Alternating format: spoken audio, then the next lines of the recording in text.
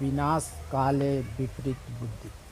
ब्राह्मण जाति के विरोध में ये सारे क्रियाकलाप किए जा रहे हैं। किसी के विरोध करने से और किसी के दुष्प्रचार करने से इस धर्म को कुछ भी नहीं होने वाला है। आम लोगों को बिल्कुल घसीटने का प्रयास किया जा रहा है। लोग उनको बता रहे हैं कि आपको गाली दी गई है। अरे सताने की बात करता है या करता रहा है, पर आपको सताया जा रहा है क्या धर्म ग्रंथ के माध्यम। दूसरे धर्म वाले आपके बारे में क्या सोच रहे होंगे और क्या रणनीति तैयार कर रहे होंगे आपके बीच फूट डालने का, ये भी आप समझ रहे हैं या नहीं समझ रहे हैं। अरे यूं ही जन्म लेने के पश्चात हम ज्ञानी हो जाते तो बुद्ध को क्यों जंगल जाना पड़ा था राज घराना छोड़ करके। तो अब जो आप कर रहे हैं ना, अपना जो अक्ल लगा रहे हैं ना, इसमें खून खराबा की तैयारी आप करवा रहे हैं। अरे समझदार बनिए। अरे कुर्सी के लिए राजनीति मत कीजिए धर्म ग्रंथों के साथ, मत मजाक उड़ाइए अपने ही धर्म का। अपनों के विरुद्ध जो जाता है एक दिन वो गैरों के हाथों मारा जाता है। सनातन धर्म सबसे बड़ा धर्म है, सबसे जीवन धर्म है, सबसे ईश्वरीय धर्म है। अपने देश के कल्याण की बात करें, गरीब जनता के कल्याण की बात करें।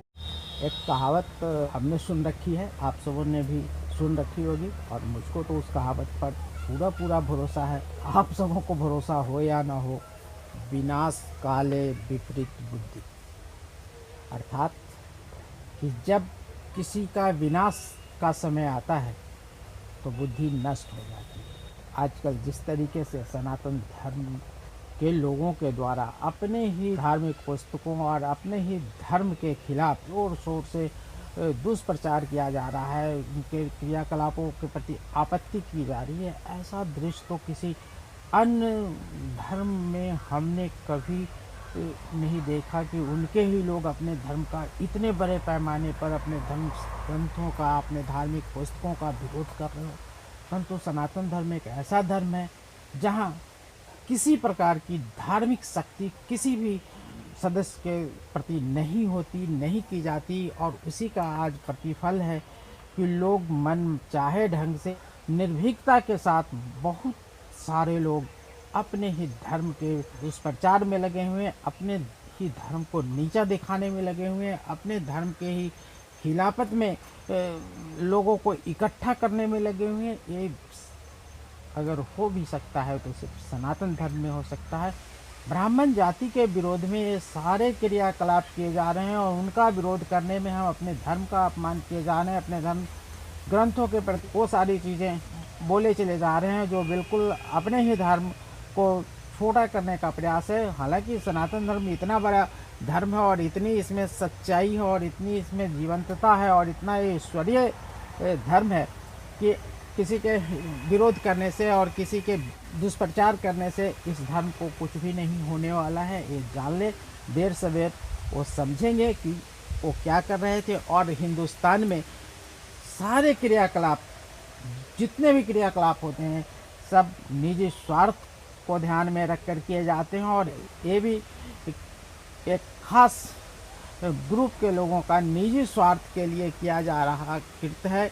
और इसमें आम लोगों को बिल्कुल घसीटने का प्रयास किया जा रहा है, जिनको कोई मतलब नहीं है इससे कि रामचरितमानस में क्या लिखा है और क्या लिखा होना चाहिए, और उनका अपमान हो रहा है कि उनका सम्मान हो रहा है, इससे उनको कोई मतलब नहीं है। वो तो अपने जीविका के लिए दिन रात मेहनत करने में लगे हुए हैं, अपने परिवार चलाने में लगे हुए हैं। धर्मशास्त्रों में क्या लिखा है उससे उनको कोई वास्ता नहीं है, पर लोग उनको बता रहे हैं कि आपको गाली दी गई है, आपको तुलसीदास ने अपमानित किया है, आपके लिए ये कहा गया है, वो कहा गया। अरे उनको कोई मतलब नहीं है भाई धर्मशास्त्र में लिखे बातों से। और रामचरितमानस आज की कृति नहीं है, कितने वर्ष हो गए आपको पता है। इस बीच कोई विवाद नहीं हुआ, आज आप सभी आए हैं तो विवाद शुरू कर दिया आप लोगों ने। क्यों?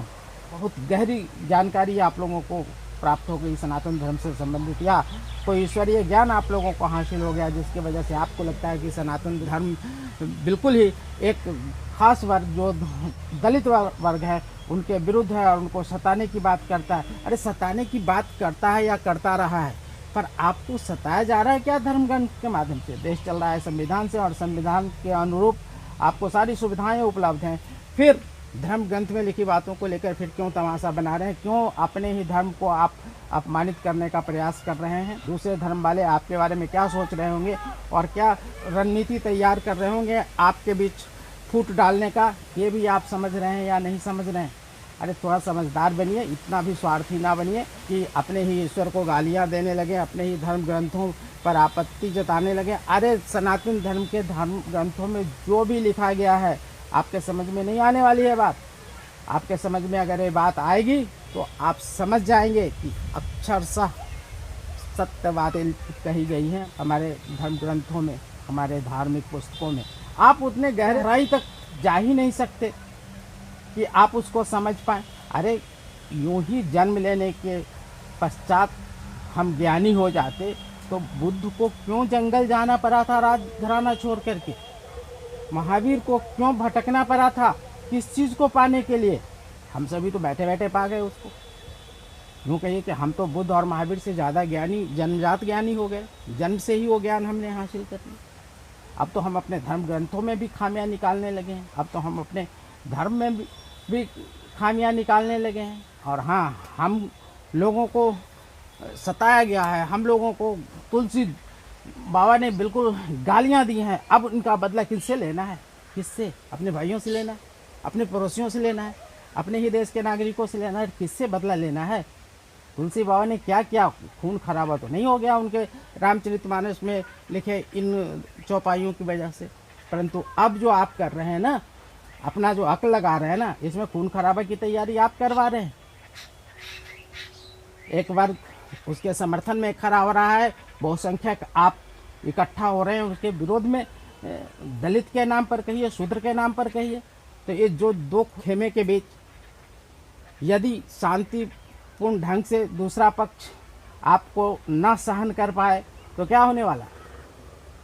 आपस में एक संघर्ष शुरू होने वाला है, जिसका आनंद दूसरे धर्म के लोग लेने वाले हैं। अरे समझदार बनिए। अरे कुर्सी के लिए राजनीति मत कीजिए धर्म ग्रंथों के साथ, मत मजाक उड़ाइए अपने ही धर्म का। इससे कोई खास सम्मान आपको दुनिया वाले नहीं दे देंगे, दूसरे धर्म वाले नहीं दे देंगे। आप जानते हैं कि अपनों के विरुद्ध जो जाता है एक दिन वो गैरों के हाथों मारा जाता है। तो ज़रा समझदार बनिए, इस तरीके का मजाक मत कीजिए धार्मिक ग्रंथों का। सनातन धर्म सबसे बड़ा धर्म है, सबसे जीवन धर्म है, सबसे ईश्वरीय धर्म है। और ईश्वर की कृपा सनातन धर्मियों पर है, अन्य धर्म के लोगों की तुलना में ज़्यादा। क्यों? कि ईश्वर को भी सनातन धर्म ही पसंद है। तो ज़रा समझदार बनिए और अपने स्वार्थ में अपने धर्म को बदनाम मत कीजिए और किसी प्रकार के आपसी संघर्ष का बीज मत बोइए। कम से कम वो कृत कीजिए जिससे हमारा देश विकास करे। जो निचले तबके के लोग हैं, जो गरीबी झेल रहे हैं, इनके कल्याण की बात कीजिए ना। इनको कैसे हम सुख सुविधा पहुँचाएं, इसकी बात कीजिए ना। धर्म ग्रंथ को रहने दीजिए।